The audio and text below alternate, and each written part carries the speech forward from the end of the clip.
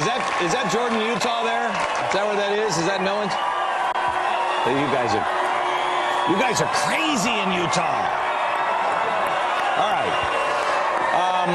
You know, when I first talked about doing this special, and they brought down the set, they had all these things that, you know, right, we're going to build this thing. It's going to look like a spaceship. It'll be great. And I said, you know what? Just put a kitchen table down on the set, will you? And everybody looked at me and went, you want a kitchen table on the set? And I said, yeah. And they went to Pottery Barn. They brought back these pictures of these great tables. I said, no, I just want one. In fact, I'm really upset that they put the tablecloth on it, too, because I just wanted it to look like my kitchen table. Because what I want you to do is I want you to start meeting with your friends around the kitchen table. These guys, they're not all superstars. Well, I mean, there's a couple here, people that you'll know, but they're not all superstars. They're just my friends. And I have invited my friends over here in the last week. I started doing something I'm going to ask you to do as well. And that is, get together with your friends and talk about the country. Talk about our principles. Talk about the values. Learn about our founding fathers. Do we have the books? Where are the books? Underneath everybody's seat here in the audience, there's some books here. I got a couple of books for you that you can start. This one's called The 5,000-Year Leap. It's fantastic. I want you to know I don't make any money on these things. The 5,000-Year Leap. It is the 29 principles that our founders put together and how they put this genius country together. The other one is The Real George Washington. Buy these two books and read them. This one's about honor and integrity. You tell me you've ever seen a politician like this guy.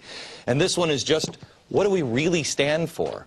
You read these, and you read them with your friends, and you meet once a week or once, you know, a couple times a month, and you start small, and you just really figure out what you believe in.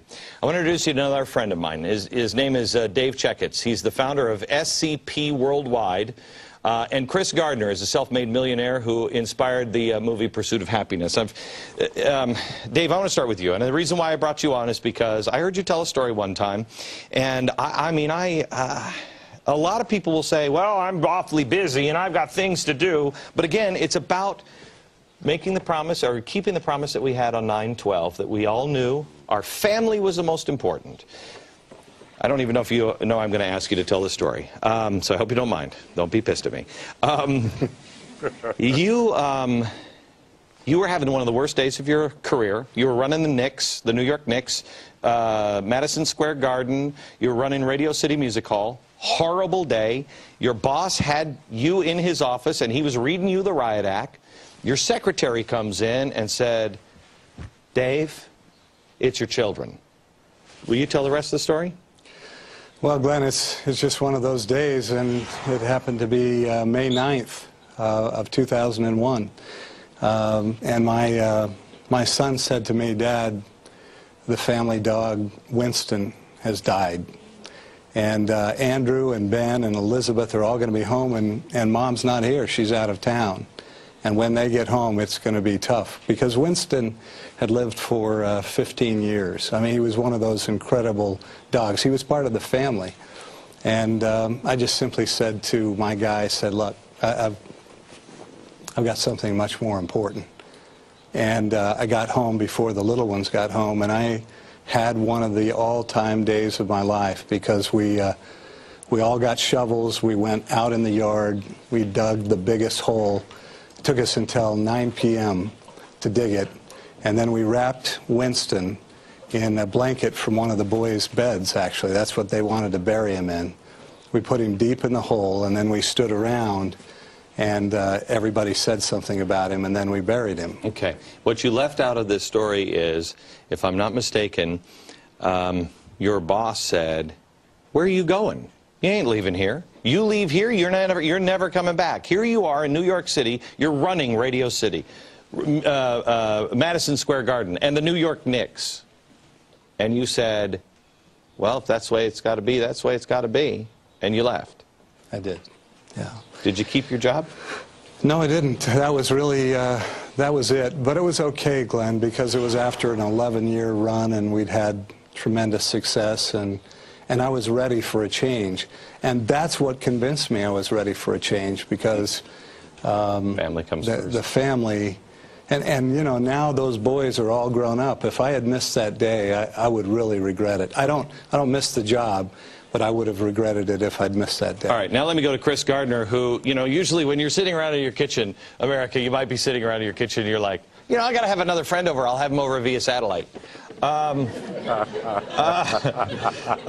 Chris, you are the guy who I watched Will Smith play in The Pursuit of Happiness, and I cannot get that scene out of my mind where you are on the floor in that train station with your son. I can't imagine what that was like, and you were, you know, crying and weeping and thinking about the future of yourself and your child.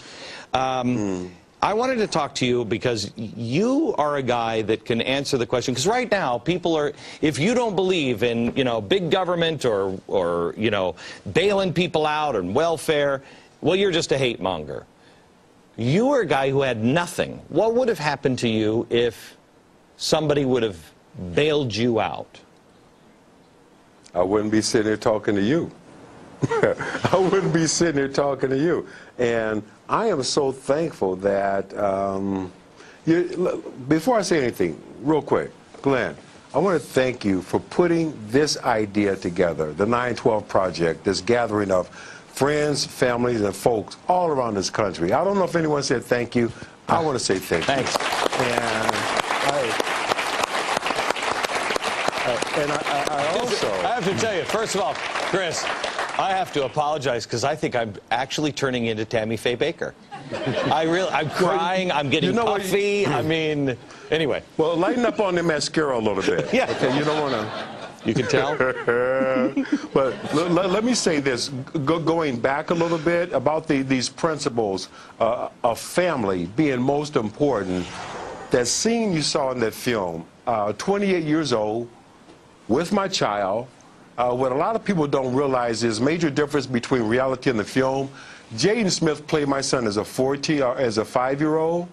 My son was 14 months old, Glenn. Oh my gosh. And I made the decision as a 5-year-old boy that when I grow up and become a man, my children were going to know who their father is, and that I would break the cycle of men who were not there for their children. I made that decision, Glenn, at 5 years old. And that goes right to the principles, one of the principles that you're talking about, the importance of family.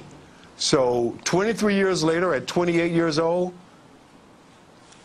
and I had made that decision at 5. If I have to sleep on a bathroom in a train station with a baby tied on my back, I'll do it, but I'm going to be there for my children. Okay, let me just open this up here and try to demonstrate. And we're, by the way, you want to know how we surround them? We have the biggest server we could possibly get for the 9/12 project. I was just told in the commercial break, it's gone down. It has been bombarded with people. So go back to it, and it's amazing.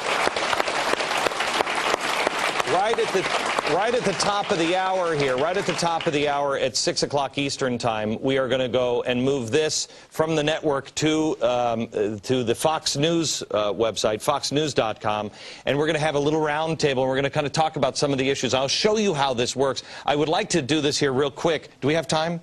I'd like to do a little bit of it real quick and just look through the paper. I mean, if you see all of the things that are going on, how do we use those principles and those values to solve some of the problems of the day? How do we say, for instance, do we bail the banks out? Everyone will say, well, of course we have to because the economy. Is that our principle? Is that what we're trying to do? How do we solve that, Dave? Well, look, the economic issues are so complex, Glenn, that it is going to take a real discussion on all of our parts. That's where what you've done is so valuable, to get some voices involved here, because nationalizing banks or subsidizing banks may be the exact wrong thing to do. And those who have run banks improperly or who have ruined financial institutions, a few of them may have to go down, at least in my view, before we start to get out of this. Here's the problem. Everything is so complex that we don't know how. We just, like zombies, we just look at people and we're just like, okay, well, I guess we should do that. And people will tell you, well, you don't really understand. You don't know all the complexities. And that's true. But that cuts us out of the dialogue.